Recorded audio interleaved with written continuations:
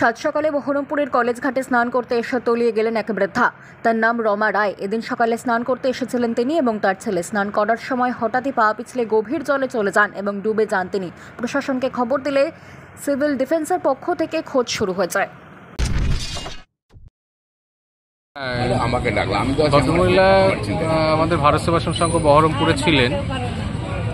ওনার ছেলে সুজিত দা, আমি ওনাদেরকে নিয়ে এসেছিলাম মাঝদিয়ায় বাড়ি। ওনাদের অসহায়, ওনাদের কেউ নেই, নিজেদের বাড়ি ঘর কিছু ছিল না, তো আশ্রমে তাদেরকে থাকার ব্যবস্থা করে দিয়েছিলাম। আজকে সকালবেলায় গঙ্গা স্নান করতে এসে অনেক বয়স, ভালো করে চলাফেরা করতে পারেন না, সম্ভবত পা পিছলে গঙ্গার মধ্যে ডুবে গেছে।